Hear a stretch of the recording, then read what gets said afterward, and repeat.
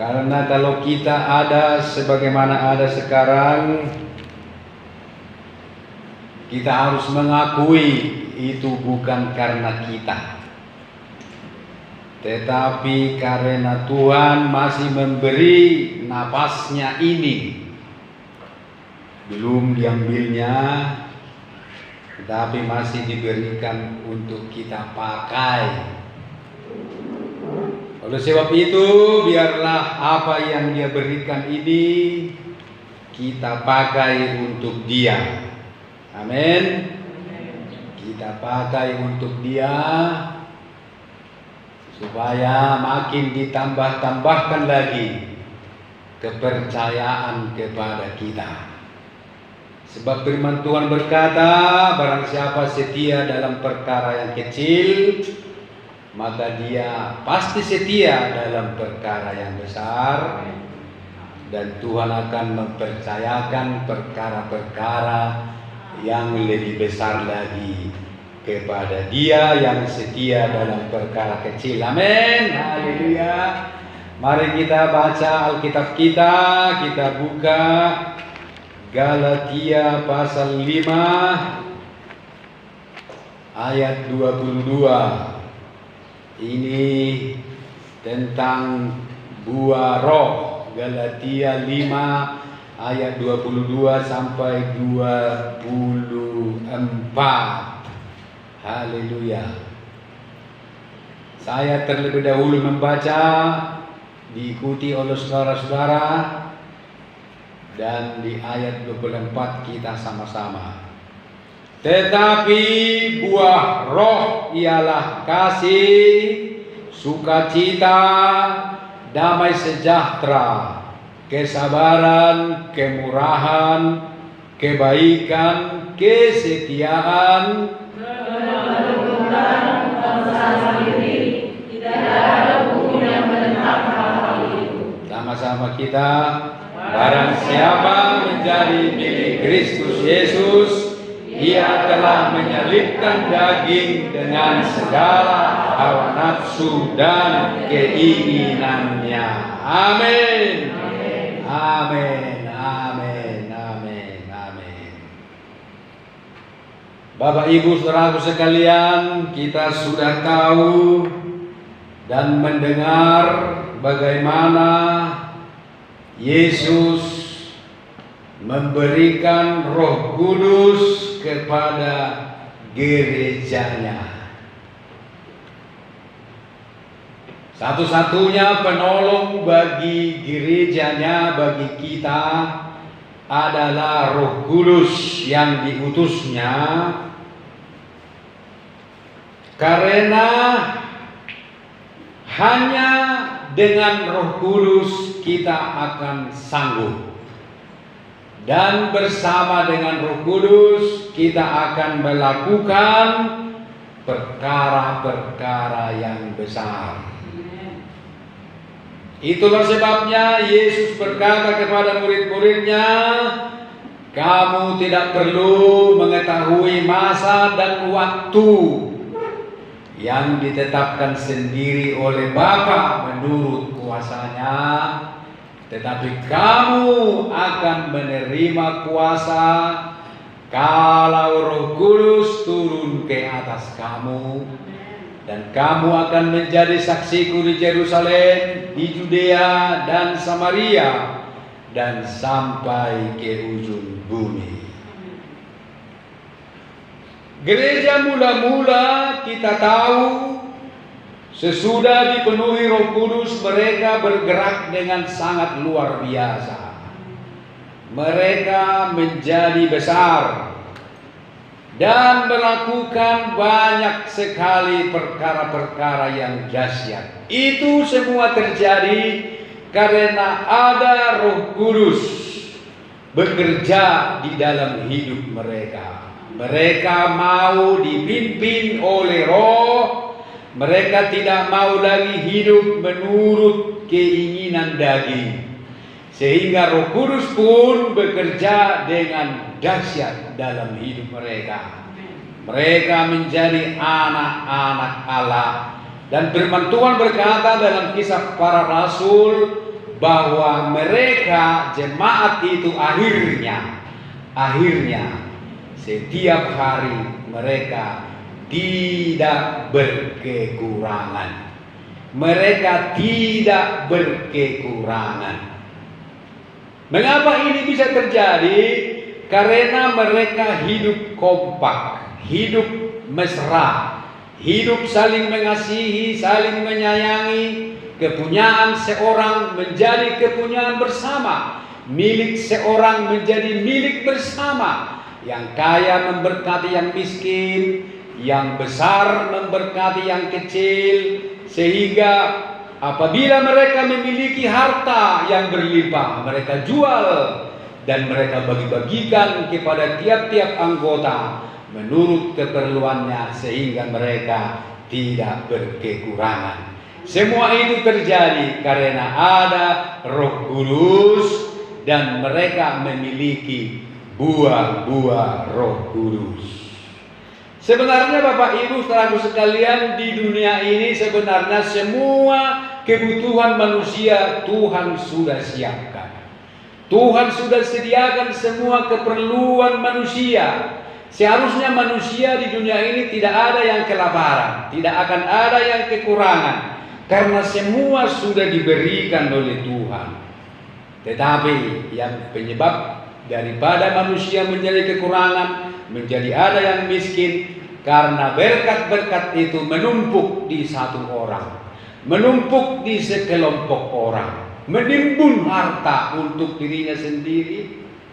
Sementara ada yang kekurangan, ada yang tidak punya apa-apa, dia tidak mau membagi. Kalau dia mau membagi dan membagi semua kepada setiap orang, maka tidak akan ada di dunia ini yang kekurangan.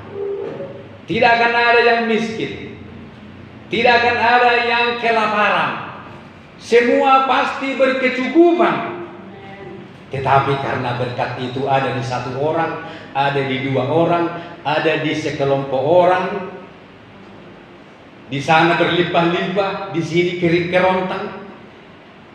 Coba hati manusia semua dijamah Roh Kudus, dijamah Roh Kudus semua hatinya, sehingga yang menimbun harta dia cairkan hartanya untuk yang berkekurangan, maka selesailah sudah persoalan di dunia ini. Beberapa waktu yang lalu kita melihat ada keluarga yang bapaknya meninggal, sehingga sangat memprihatinkan karena mereka tidak punya apa-apa, ya.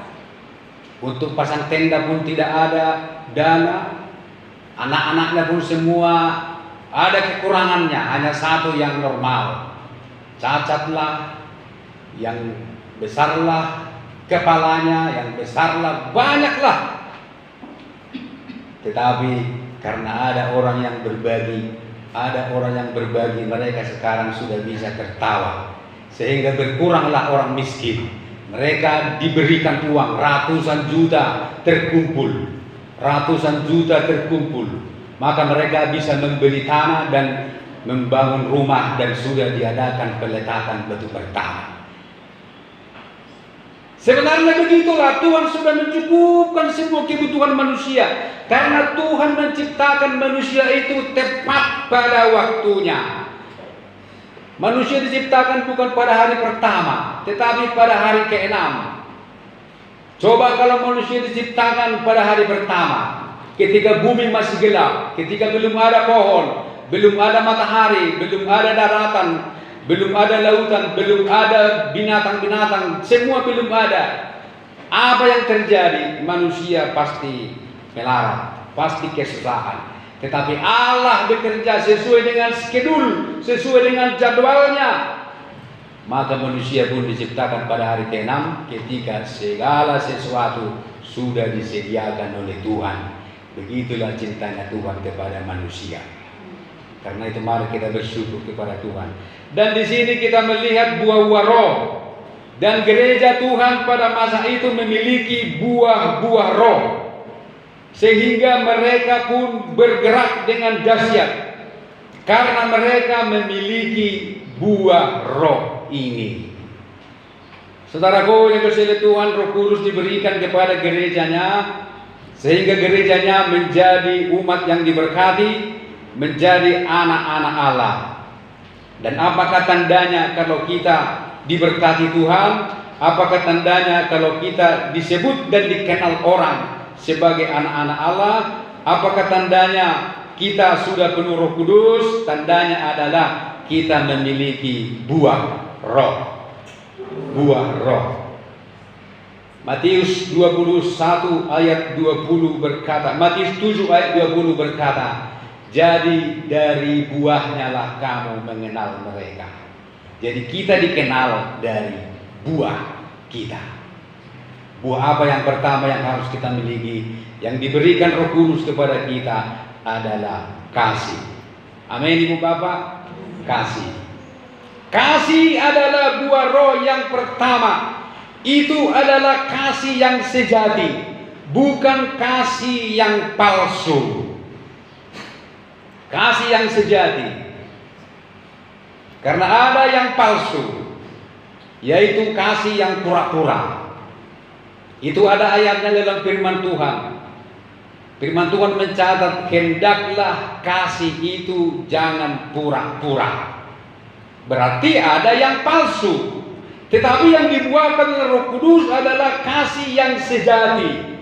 Kasih yang sejati harus nampak dari dalam gereja Tuhan. Kasih yang sejati. Apakah kasih yang sejati? Kasih yang sejati kepada Tuhan harus dibuktikan. Harus dibuktikan dengan apa? Kita membuktikan bahwa kita memiliki kasih yang sejati. Harus dibuktikan dengan selalu menanti-nantikan Tuhan. Orang yang selalu menanti-nantikan Tuhan adalah orang yang memiliki kasih yang sejati.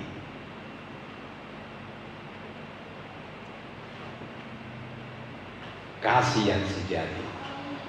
Mengapa Bapak Ibu Saudaraku sekalian, kalau kita baca dalam kitab Roma pasal 8,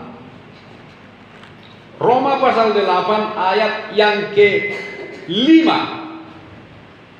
Roma 8 ayat 5. Sebab mereka yang hidup menurut daging memikirkan hal-hal yang dari daging. Mereka yang hidup menurut roh memikirkan hal-hal yang dari roh. Amin.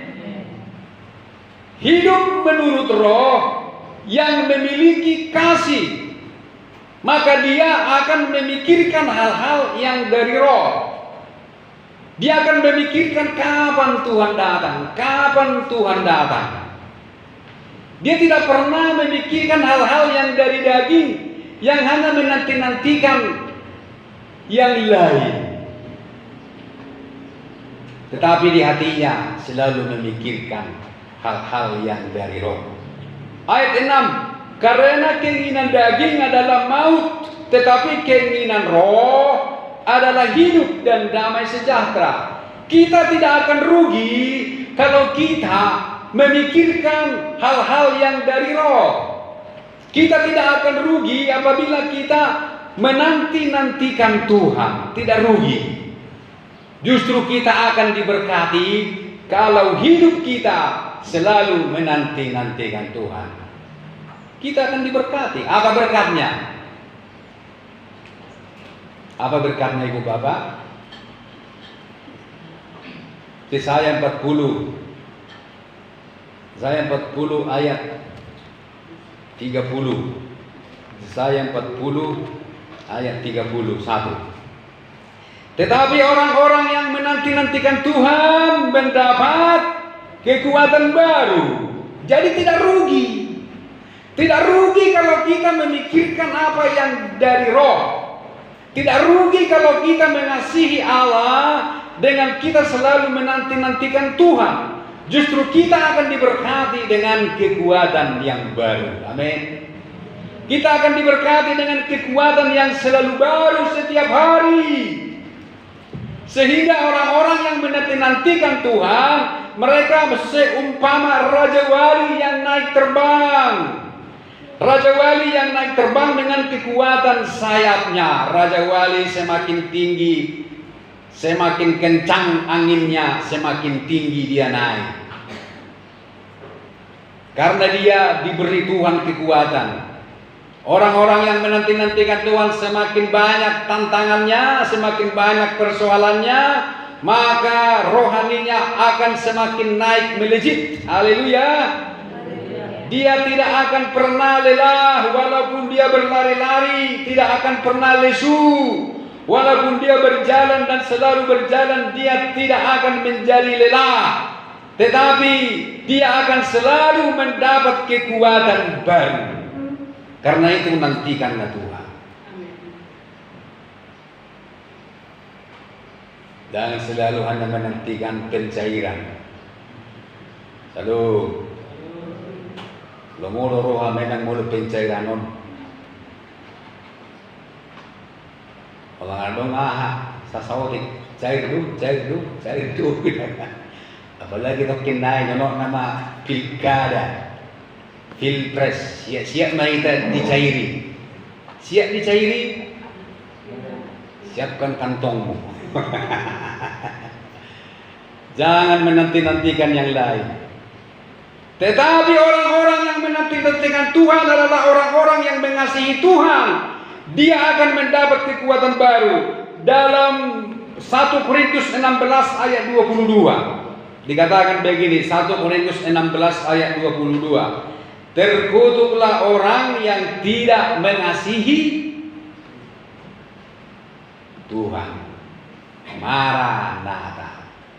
Begitu tulisannya kan? Terkutuklah orang yang tidak mengasihi Tuhan. Maranatha. Langsung ditutup dengan Maranatha. Maranatha itu artinya hari kedatangan Tuhan. Nah, terbalik rupanya kata-katanya. Siapa yang tidak mengasihi Tuhan, terkutuklah ia. Lalu ada kata Maranatha. Maranatha adalah hari kedatangan Tuhan. Jadi barang siapa yang tidak mengasihi Tuhan, artinya dia yang tidak mengharapkan kehadiran Tuhan, tidak mengharapkan Maranatha. Tetapi diberkatilah orang yang mengasihi Tuhan, yang selalu menantikan hari Maranatha. Haleluya. Hari Maranatha. Dalam Mazmur juga dikatakan, saya tidak sebutkan ayatnya, bahwa orang-orang yang menanti-nantikan Tuhanlah yang akan mewarisi negeri. Haleluya. Mewarisi negeri. Tetapi saya mau tunjukkan dulu kepada kita apa berkat bagi orang yang menanti-nantikan Tuhan. Dalam Yesaya 64. Yesaya 64 berkata seperti ini. Yesaya 64 ayat yang ke-3 mulai dan 4. Yesaya 64 ayat 3 dan 4. Karena engkau melakukan kedahsyatan yang tidak kami harapkan. Siapa melakukannya? Tuhan. Karena engkau melakukan kedahsyatan yang tidak kami harapkan. Berarti yang tidak timbul di hati, di pikiran. Seperti tidak pernah didengar orang sejak dahulu kala. Ayat 4. Tidak ada telinga yang mendengar dan tidak ada mata yang melihat seorang Allah yang bertindak bagi orang yang menanti-nantikan Dia. Hanya engkau yang berbuat demikian. Nah ini, bingung kita ayat ini ya. Perlu ini pemahaman yang mendalam ini. Ayat ini artinya ayat ini di sini tidak ada telinga yang mendengar dan tidak ada mata yang melihat seorang Allah yang bertindak bagi orang yang menanti-nantikan Dia, kecuali engkau, yaitu hanya engkau Tuhan. Artinya apa? Tidak ada telinga, tidak ada satupun telinga yang pernah mendengar dan tidak ada satu mata pun, dua mata pun yang pernah melihat seorang Allah yang bertindak bagi orang yang menanti-nantikan Dia. Artinya semua Allah, seorang Allah. Ini kan Allah kecil. Kenapa Allah kecil? Itu di luar Allah yang maha besar. Itu bukan Yesus, itu bukan Bapa, itu bukan Roh Kudus, itu mungkin Allah lain. Artinya tidak ada mata yang melihat, tidak ada telinga yang mendengar kabar bahwa seorang Allah akan bertindak bagi orang yang menanti-nantikan Dia. Tetapi hanya Engkau, yaitu Allah kita lah, yang akan bertindak terhadap orang. Hanya Allah kita lah yang akan bertindak bagi orang yang menanti-nantikan Dia. Jadi Allah kita dahsyat. Amin. Ya. Kalau Allah lain tidak sanggup mereka bertindak untuk orang-orang yang menyembahnya, untuk orang-orang yang menanti-nantikan Dia. Tidak bisa Allah lain bertindak. Tetapi Allah kita, hanya Allah kita yang akan bertindak bagi kita yang mengasihi Dia, yang menanti-nantikan Dia. Hanya Allah kita. Jadi Bapak Ibu saudara sekalian, Tuhan bertindak bagi orang yang menanti-nantikan Dia. Karena itu nantikanlah Tuhan. Tadi yang menantikan Tuhan itu adalah orang yang memiliki kasih. Orang yang memiliki kasih sejati kepada Tuhan, dia akan menanti-nantikan Tuhan, menanti-nantikan perkara-perkara dari Roh. Jadi Tuhan akan bertindak bagi kita yang menanti-nantikan Dia, di mana Tuhan itu akan menunjukkan hal-hal yang indah untuk kita. Untuk orang yang menanti-nantikan Dia, Dia akan menunjukkan hal-hal yang indah. Haleluya. Apa hal-hal yang indah yang akan diberikan Tuhan kepada kita? Kita sudah dengar ini minggu lalu, 1 Korintus 2 ayat 9. Tolong dibaca. Inilah hal-hal yang indah yang akan diberikan Tuhan kepada orang-orang yang menantikan Dia, kepada orang-orang yang mengasihi Dia. 1 Korintus 2 ayat 9, ada yang olo majaha. 1 Korintus 2 ayat 9, tetapi seperti ada tertulis, apa yang tidak pernah dilihat oleh mata dan tidak pernah dengar oleh telinga dan yang tidak pernah timbul di dalam hati manusia, semua yang disediakan Allah untuk mereka yang mengasihi Dia. Nah, inilah Dia. Karena itu kasihilah Tuhan. Karena itu nantikanlah Tuhan. Bagi-bagi apa yang ibu bapak nantikan. Tukang sayur. Situ orang dekat kamu. Tukang sayur atau pengiriman paket COD. Kau selalu pagi-pagi, apa kau nantikan? Berdua ya kau pagi-pagi? Berdua, berapa jam? Hanya tapakur, begitu. Ini cipta. Apa yang tak pernah dilihat oleh mata, apa yang tak pernah didengar oleh telinga, apa yang tak pernah timbul di hati kita, semua itu disediakan Allah bagi kita, bagi orang yang mengasihi Dia. Di mana Tuhan akan bertindak dan bertindak bagimu dan bagimu dan bagiku juga. Amin. Karena aku pun harus ikut kebagian. Amin. Bukan hanya bagimu, bagiku, justru bagiku yang paling banyak. Amin. Katakan kepada sampingmu, aku lebih diberkati daripada kau, bilang.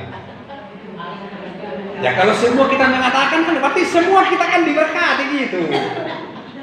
Halo kawan, aku lebih berkati daripada kau. Aku pasti lebih diberkati daripada kau. Katakan itu. Maka jadilah bagimu dalam nama Yesus. Amin. Jadi kita harus percaya Tuhan itu begitu. Tidak menyia-nyiakan orang-orang yang mengasihi Dia. Dia akan bekerja sesuai waktunya. Jadi tanpa kita meminta pun Tuhan sudah sediakan, asal kita mau mengasihi Dia. Oleh karena itu jalan saja dengan Tuhan. Berjalan saja dengan Tuhan. Dia akan bekerja sesuai dengan waktunya. Seperti kita bernyanyi, waktu Tuhan pasti yang terbaik. Pasti yang terbaik. Kita tinggal berjalan saja, bergaul bersama Tuhan seperti Henokh, di mana Henokh dia tidak pernah berpikir akan terangkat ke surga. Dia tidak pernah meminta supaya dia terangkat ke surga. Dia tidak tahu bahwa dia akan terangkat ke surga. Selama di bumi, tugasnya Henokh hanya berjalan bersama Tuhan. Dia tidak minta Tuhan angkatlah aku ke surga. Pahit kali ku rasa di dunia ini, banyak kali masalahku. Malah harga-harga naik, ini lagi. Tidak, dia tidak minta apa-apa. Dia hanya berjalan bersama dengan Tuhan. Sebagai bukti kasihnya kepada Tuhan setelah dia berumur 65 tahun. Jadi masih muda dia waktu itu. Masih muda dia waktu itu, dia sudah mulai belajar bergaul dengan Tuhan. Bagaimana dengan orang-orang muda di sini? Sudahkah Anda bergaul dengan Tuhan? Anda boleh kuliah, Anda boleh sibuk di kampus, Anda boleh sibuk les sampai melek les. Tetapi jangan pernah lupa bergaul dengan Tuhan. Amin. Jangan sombong kau, aku sudah kuliah di ITB. Jangan kau kira ITB bisa menyelamatkanmu dari murka Allah. Amin. Salam ITB. Tidak bisa titelmu menyelamatkanmu dari murka Allah. Tetapi kasihmu kepada Allah, Dialah yang akan menyelamatkan kita pada hari murka Allah. Dunia ini akan semakin susah dan semakin canggih. Mau tidak mau kita akan mengikuti perkembangan teknologi, perkembangan ekonomi. Mau tidak mau kita harus masuk ke dalamnya. Karena peraturan-peraturan pun akan muncul. Kita akan masuk kepada era digital. Sekarang masih bisa kita punya uang tunai kan? Masih bisa kita punya uang berapapun, bisa kita punya uang. Tapi nanti uang tidak ada lagi yang tunai. Justru orang kalau dia punya uang tunai, dia dipenjarakan. Semua harus masuk ke era digital, kripto.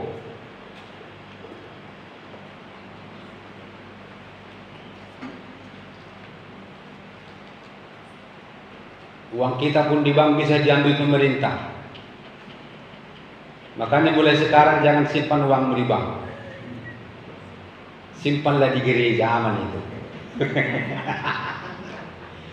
Iya Bapak Ibu. Berita-berita itu sudah terendus dari tahun-tahun yang lalu. Tetapi ada yang mengabaikan. Tetapi kita lihatlah sekarang. Negara-negara maju sudah mulai menerapkan digital, uang digital. Bahkan tidak boleh lagi belanja menurut sesuka hati kita. Melebihi dari yang ditargetkan tidak boleh. Kalau lebih dari situ kita ditangkap. Uang kita semua diambil. Maka kemana kita? Kemana kita Ibu Bapak?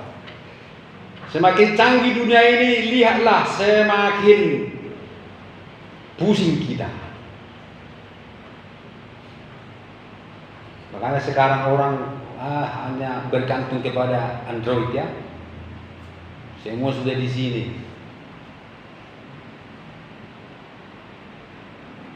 Sehingga anak-anak kita pun pintar-pintar mereka. Tetapi satu saat teknologi itu akan dikuasai antikris, dikuasai penguasa dunia ini, Sehingga semua sudah bergantung kepada Android, sudah bergantung kepada teknologi. Maka mau tidak mau kita harus mau mengikut apa katanya. Apa katanya kita harus ikut. Kalau tidak, kita tidak bisa berdagang, kita tidak bisa membeli, kita tidak bisa apa-ngapain kalau tidak menjadi anggota mereka. Tetapi syarat untuk menjadi anggota mereka harus tinggalkan Yesus. Jangan mau tinggalkan Yesus. Walaupun hanya sementara kita menderita karena nama Yesus, tetap bertahan dalam Yesus. Amin. Karena pada akhirnya Yesuslah yang menjadi pemenang.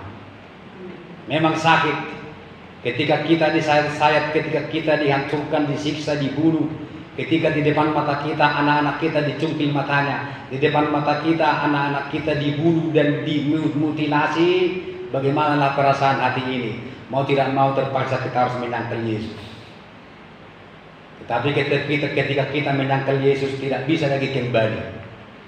Tidak bisa lagi kembali kepada Yesus kalau sudah pernah menyangkal Yesus waktu itu. Kenapa? Karena Roh Kudus sudah tidak ada lagi.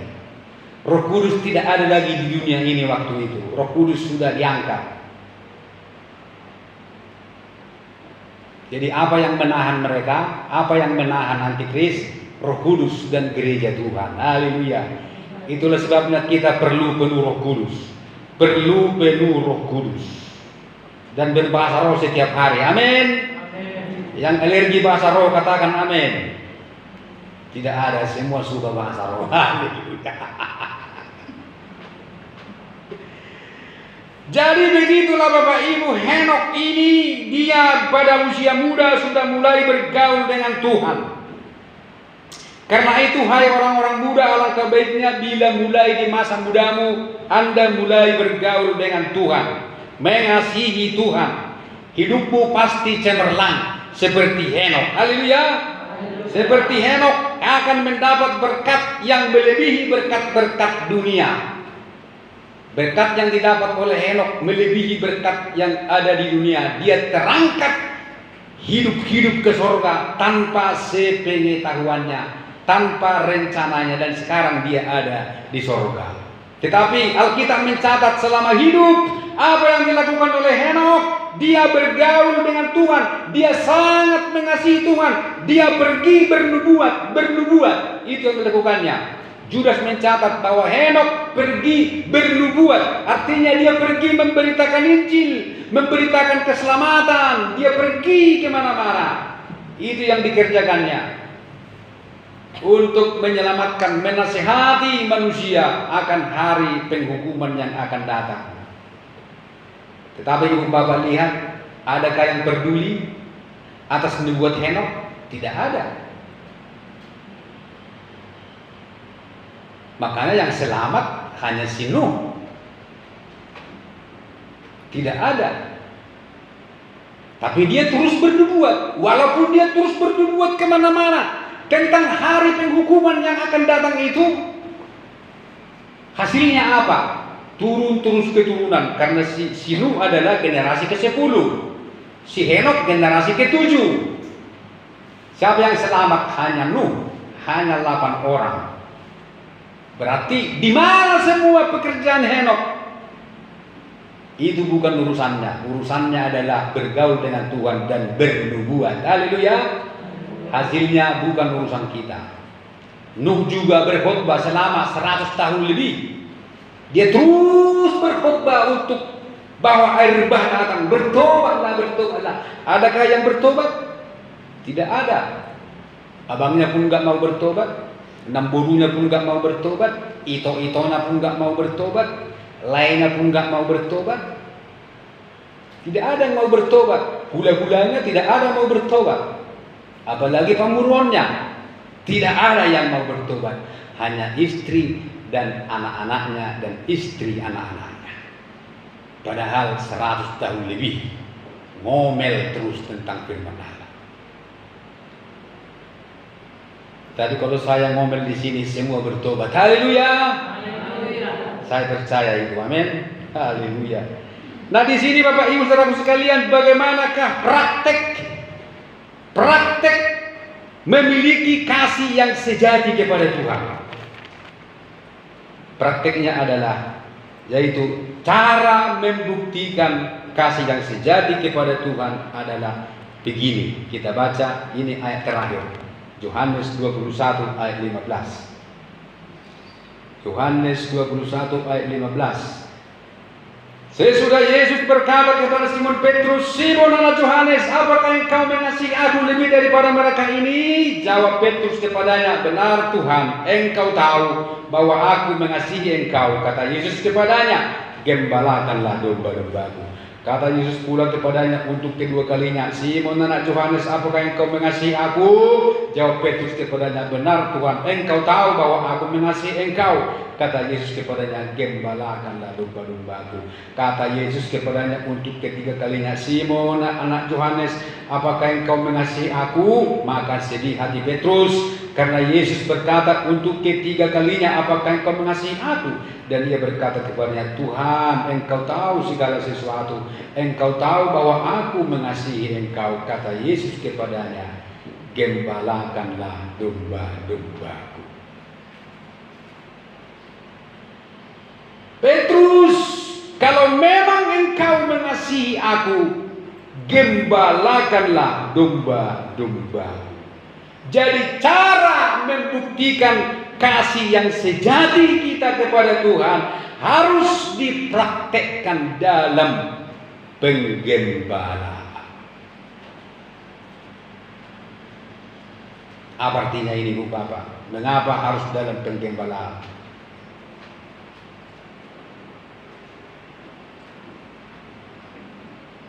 Di mana Tuhan menempatkan kita di dalam penggembalaan. Kalau kita mau setia ditempatkan Tuhan dalam penggembalaan, itulah buktinya bahwa kita mengasihi Tuhan, di mana kita mau digembalakan. Karena Ibu Bapak Saudara sekalian, artinya di sini di mana kita harus mau ditempatkan oleh Tuhan di segala situasi. Di segala situasi yang Tuhan tunjukkan. Kita harus mau masuk ke dalam segala situasi. Karena kita lihat seorang gembala. Kita lihat penggembalaan kambing domba di padang gurun atau di padang. Segala situasi ada di sana. Panas ada, dingin ada, jalan yang rata ada, lembah ada, mendaki ada. Tidak selalu rata jalan yang dijalani oleh domba-domba. Kadang domba itu turun ke lembah, kadang domba itu harus naik untuk mencari padang rumput. Dan juga di antara domba-domba itu ada kadang-kadang yang sakit domba-domba itu. Ada yang lemah domba-domba itu. Ada yang tersesat. Ada yang tersesat. Bahkan domba-domba itu ada yang ketakutan karena datang pencuri, datang perampok, datang binatang buas mau memakan domba-domba itu. Jadi segala situasi dirasakan oleh domba-domba itu. Segala situasi seperti yang saya sebutkan tadi. Nah, kalau kita mengasihi Tuhan, kita harus mau ada di situ. Dikala susah, dikala senang, kita harus selalu mengasihi Tuhan. Itulah tandanya kalau kita mengasihi Tuhan. Kita harus terima segala situasi mengikut Tuhan. Jangan hanya mau enak-enaknya saja. Senang atau susah harus setia. Harus tetap mengasihi Tuhan. Menang atau kalah harus tetap. Lulus atau tidak lulus harus tetap rajin melayani. Amin. Ada yang tidak lulus di sini? Angkat tangan dulu yang tidak lulus. Tangarok karwate, puji Tuhan masuk dia lulus. Haleluya. Yang tidak lulus saja harus tetap mengasihi Tuhan. Apalagi yang lulus dan menang harus lebih mengasihi Tuhan. Yang menang dan lulus katakan amin. Nah, Pak Simbulun dan gue amin. Nggak menang dan lulus Pak Simbulun, amin lah Pak. Di segala situasi. Memang tidak mudah mengasihi Tuhan di waktu susah, tidak mudah mengasihi Tuhan di waktu susah. Di waktu hati galau, di waktu ekonomi macet, di waktu cita-cita ditunda oleh Tuhan, tidak mudah bersyukur. Mau berontak, mau mengomel, mau meninggalkan Tuhan. Tetapi ibu bapak juga harus tahu juga tidak mudah mengasihi Tuhan di waktu senang. Di waktu senang pun kita juga bisa lupa kepada Tuhan. Di waktu diberkati juga kita bisa lupa kepada Tuhan. Di waktu diberkati kita bisa juga menjadi sombong. Menjadi ya tahu sendirilah. Itulah sebabnya Tuhan memberikan di dalam penggembalaan ada susah, ada senang, harus seimbang. Haleluya. Antara susah dan senang di dalam penggembalaan harus seimbang. Semua itu hanya didapat di dalam penggembalaan, bukan di dalam simpatisan. Kalau simpatisan mah maunya yang enak-enak saja. Kalau simpatisan pun kita bisa simpatisan di mall, di plaza ibadah. Pakai celana pendek ibadah, kan simpatisan. Habis ibadah belanja, jalan-jalan. Itu tidak tergembala. Tetapi Tuhan tidak berbicara tentang simpatisan. Tuhan katakan, bila engkau terus mengasihi aku, jadi simpatisanlah. Tidak. Jadi ikut-ikutanlah. Tidak. Jadi Kristen musimanlah. Tidak. Tetapi kamu harus menggembalakan domba-dombaku. Tuhan mengangkat penggembalaan untuk mempraktekkan kasih sejati kepada Tuhan. Jadi siap-siaplah kalau digembalakan di tempat ini ada susah, ada senang. Amin. Dua-dua itu harus kita alami. Gembala juga merasakan susah, merasakan senang. Kalau jemaat-jemaat tidak setia, gembala susah. Apalagi kalau jemaat pelit, gembala susah. Selalu. Tapi kalau gembala, kalau jemaat semua suka memberi, gembala senang. Rela. Harus saja. Jadi bukan hanya gembala yang merasakan susah dan senang dalam penggembalaan, tetapi jemaat juga merasakan susah dan senang. Itu harus seimbang supaya kita mengasihi Tuhan dan membutuhkan orang lain. Kalau kita selalu senang, kita sombong, kita tidak akan butuh orang lain. Kita menjadi menghakimi, kita merasa paling benar.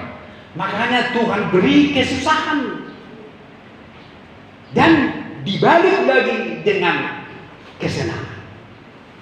Tuhan itu adil. Dia adil mengajar dan mendidik, dia selalu tepat. Tuhan tidak pernah salah dalam mendidik kita. Tahu dia kapan kita diberi kesusahan. Tahu juga dia kapan memberi kita kesenangan. Karena itu Bapak Ibu, bila kamu mengasihi Tuhan, terimalah, jalanilah segala situasi. Amin. Terimalah dan jalanilah segala situasi.